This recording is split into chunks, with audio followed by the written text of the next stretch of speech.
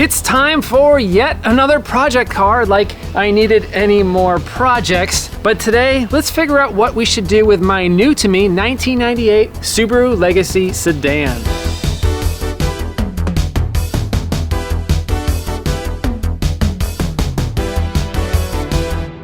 Now, right behind me is my 98 Subaru Legacy sedan. I got this car for free. Yes, I know I'm incredibly lucky. This is the second free car that I've gotten this year. I know, it's ridiculous. I think a lot of my friends know that I'll take on just about any project, or maybe take on just about any problem. A lot of people don't really like selling old cars, especially when they have issues, so they just dump them on me, and that's fine, I guess. But actually, my friends Rachel and Chad have owned this car for a very long time. Actually, it was Rachel's mom's car. I think she bought it new. So yeah, this car has been with their family for a very long time. And I'm actually kind of honored that they wanted me to be the caretaker of this old Subaru.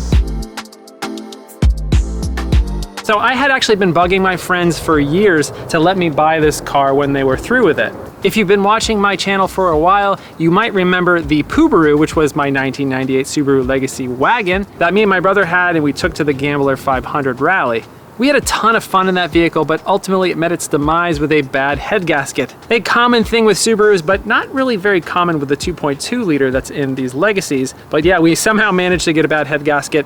And ever since then, I've wanted another Subaru that I could use as an off-road toy. So I would bug them every few months, hey, you wanna sell that Subaru? You wanna sell that Subaru to me? I'll totally buy it. And then finally, when the pandemic started, they didn't drive the car much, it just kind of sat. So after it sat for a few months, I think they finally were sick of looking at it in the garage, sick of it taking up space. And they said, hey, Ethan, do you want it? And of course I said yes. Not knowing anything about the condition, I just said I would take it. Because I'm an idiot, I don't know. And when they gave it to me, they said, you know what, this thing might be on its last legs. We don't really care what you do with it. We kind of want you to give it a nice send-off for this vehicle to have its sort of last hurrah. So I know that they took pretty good care of the car, but the mileage is getting up there. It's got like 179,000 miles on it, something like that. And the car had sat for a very long time. I looked at the oil change sticker. It looks like the last oil change was in 2015. So I know they've driven it since then, but looks like it's only gone about 4,000 miles in the last 5 or 6 years. So yeah, it just hasn't really seen regular use in quite a long time.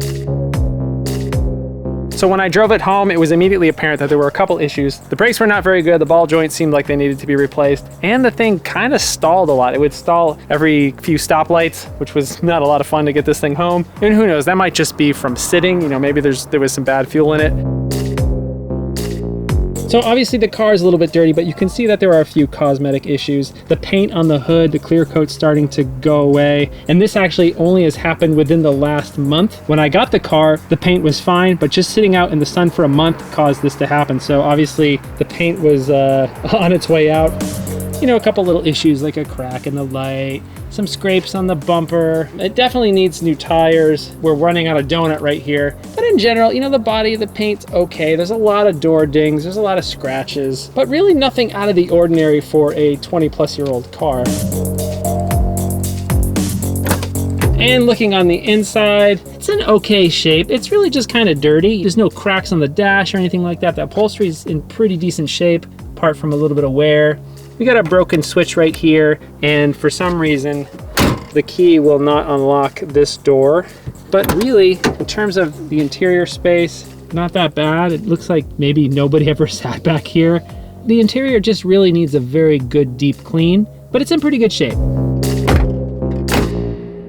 So when I got the car home, I started to investigate a little bit to determine the mechanical condition of the vehicle. And it runs pretty good, but it just keeps stalling and I can't quite figure it out. I thought maybe it was just old gas, so I put new gas in there. I put some fuel additive in there just to try to clean out the fuel injectors and the fuel system. That's helped a little bit, but the thing just keeps stalling. So that's kind of the major issue that I have to deal with. But you know, the more I look into it, the more problems I'm finding. I mean, this car does have kind of high miles. It is pretty old. It's got a pretty massive oil leak. It's got a pretty massive transmission fluid leak. There's some pretty big clunks coming from the front end, and the thing smokes a lot underneath the hood. But again, this car was free. I'm not complaining. I'm merely just relaying what the issues are. But really, it's that stalling that is the massive problem. It always tends to stall in the worst possible places, like right in the middle of intersections when I'm trying to turn. It's not great. So we need to solve that.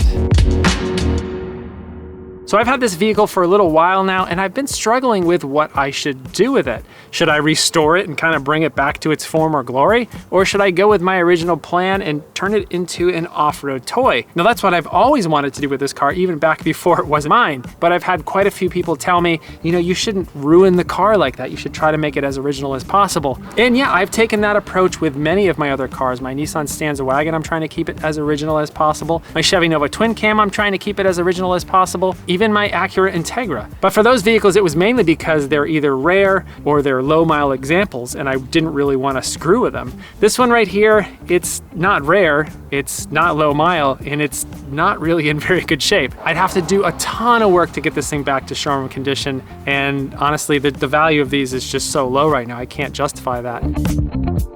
So I think I'm going to go with my original plan. Do some light modifications to this car, lift it a little bit, put some off-road tires on it, put a skid plate on it, put a roof rack on it, put some lights on it, and turn it into a really fun off-road Legacy. Ever since my brother and I did that Gambler 500 in our Subaru, I've wanted another Subaru, and even after that Subaru went to the junkyard, I held onto the wheels and the tires and the skid plate and the roof rack, waiting until I bought another Subaru. And as luck would have it, I didn't even need to buy one. I was given one, which is, you know, sort of a blessing and a curse because, yeah, this thing it's awesome to get a free car, but now I've got like a whole bunch more problems I gotta solve.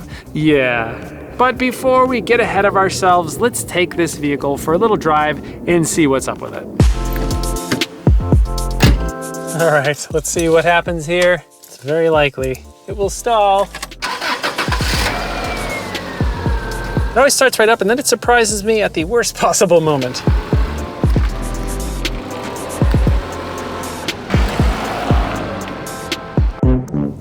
Guess that wasn't a bad place to stall into my driveway.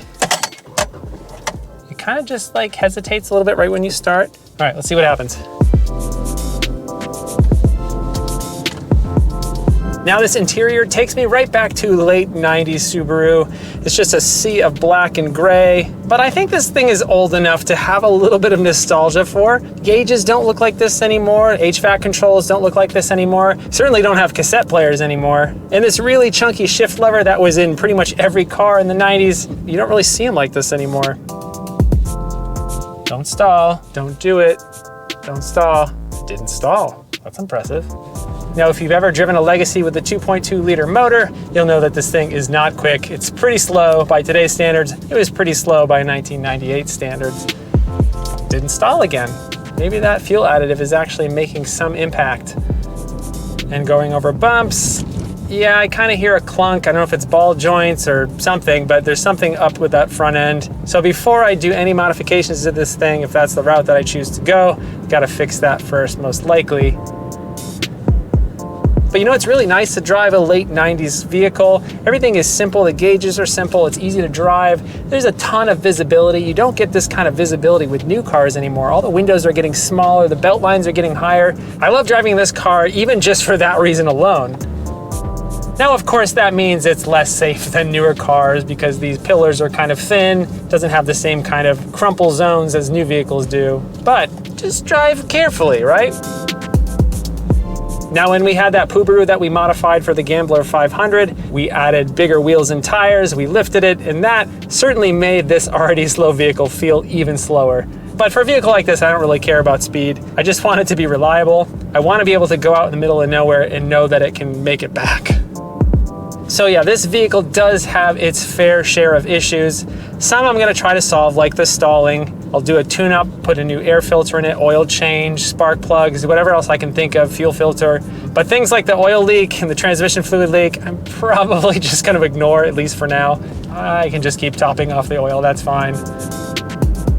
I'm pretty excited about this project. I hope you're excited about it too, because you'll probably see it on my channel for the next few months, unless I crash it or blow it up or something, which is very likely because I'm not really very good with cars. I tend to ruin them. Didn't stall. This is interesting. It's only stalled once this whole time I've driven it. So hopefully things are moving on up for this old Legacy.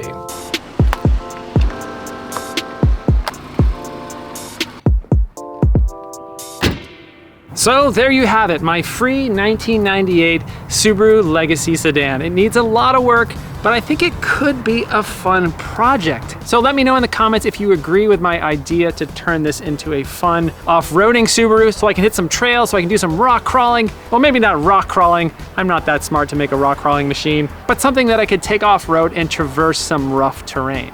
So coming soon to the channel, I'll be doing a suspension lift on this car, maybe just taller struts, something really easy, nothing crazy. It'll get some new wheels, we'll get some off-road tires, it'll get that skid plate, maybe throw some LED lights on it, I'm not sure. And probably a lot of stickers because that adds horsepower, right? So anyway, I think that's the plan for this car. Let me know what you think. I don't need another project. I've already got the Ford Probe and the Previa, and the Novas needs work, and the Acura still needs work. I don't know what I'm doing, but yeah, I'll probably try to fix this too. Yeah, with all the free time I have. Anyway, thanks so much for watching. I hope you're well. If you want a Hello Road t-shirt to help support the show, go to helloroad.tv/shop. Your support will help me take care of these needy cars and maybe buy me a beer or two because I'll probably need it. Thanks so much for watching. I hope you're well, and I'll see you soon.